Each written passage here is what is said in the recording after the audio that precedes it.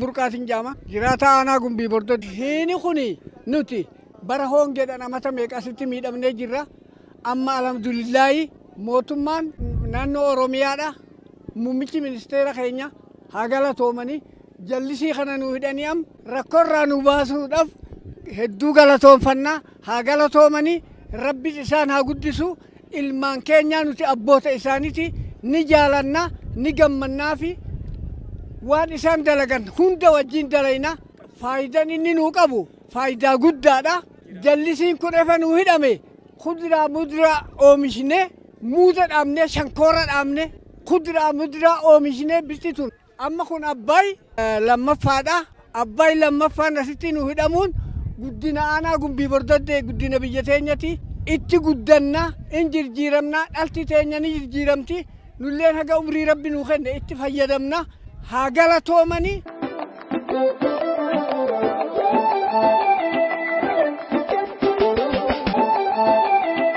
Kanki Ibrahim Adam Rotin Jama ana gubernur magaalaa Golcharraay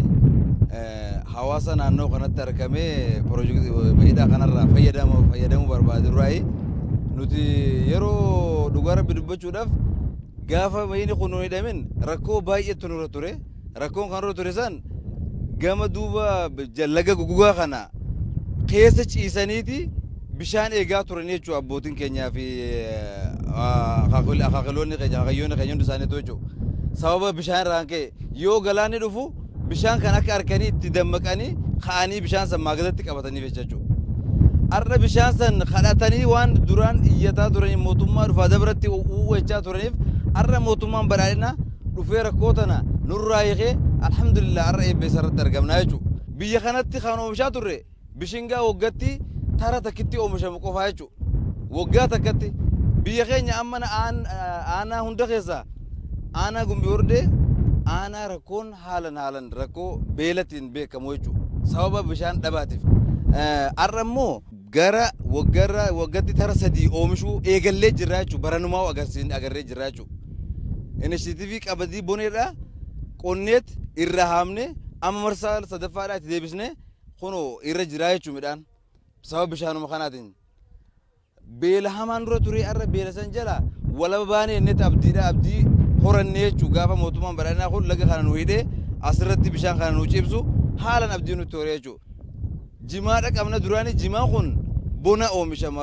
bishaan gannaa dhugeeti bona irraa fayyadamna jechuudha arra jimaa san irraa buqqisneeti gonkumattu bishaan irraa buqqifneeti kana boodan kuduraa fi muduraalee garagaraa irratti oomishuudhaaf haalan hawwii guddaa nutti horee jechuudha sababa bishaan kana argachuu irraa kan ka'e. Tuma keenyaaf galata guddaa qabnaa fi arra kunoo qurxummii 10,000 ol asii nu naqame dargaggoo carraa hojii dhabiyyeedhaatiif je'eeti 10,000 ol maashinaan fe'ee fidee asitti naqee arra qurxummiin sun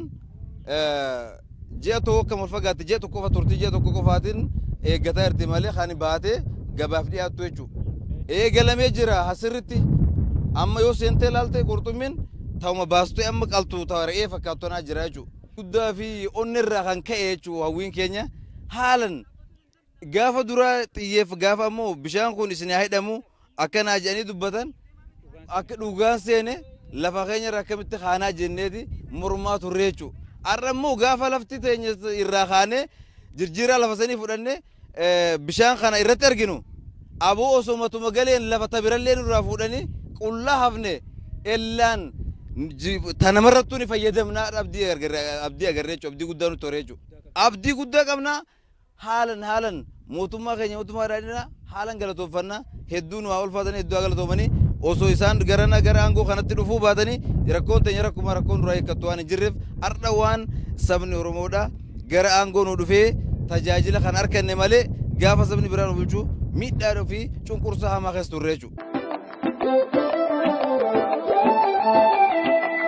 Ammadin jama araddan tiyya gololcha aanan kiyya gumbii bordodde bishaan kanarraa haguma isni amma achiisewu faayidaa irraa arganne ijaan isa arguunu nuu faayidaadha bishaan guddoo kan ijaan arguudhaaf nuu faayida tana dura rakkoon inni ture eessatti waraabnaa haga amma bishaan ciisan kanaa ol sa'aa torba saddeetitti gar bishaan eessa gan eessa jiran jechaadha ayyaana harree qabu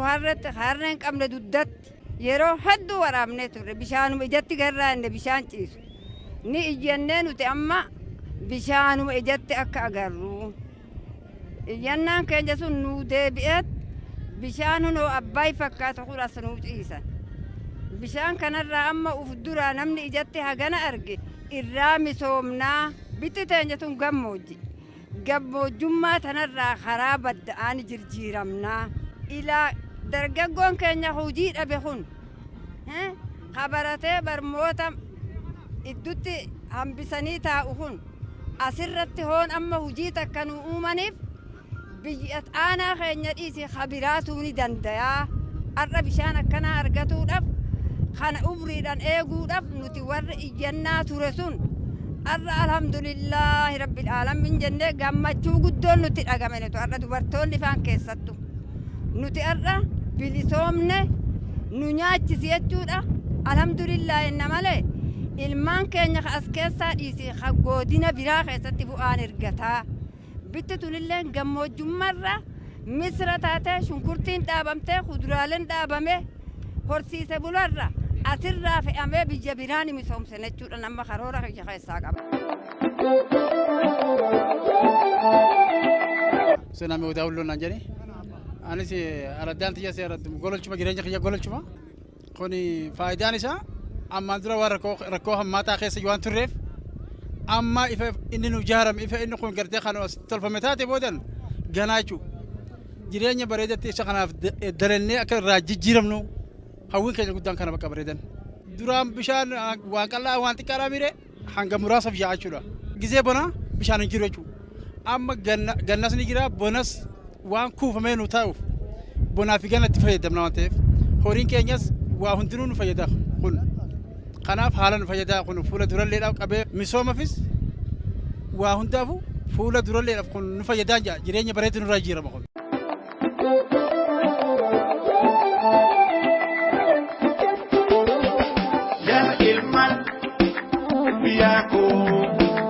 Maqaan kiyyaa Abdii Wadaati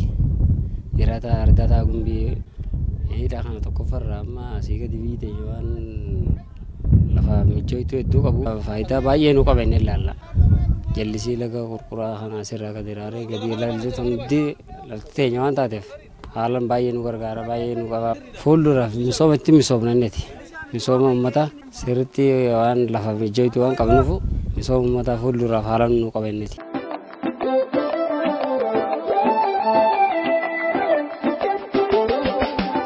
Ilman biyaku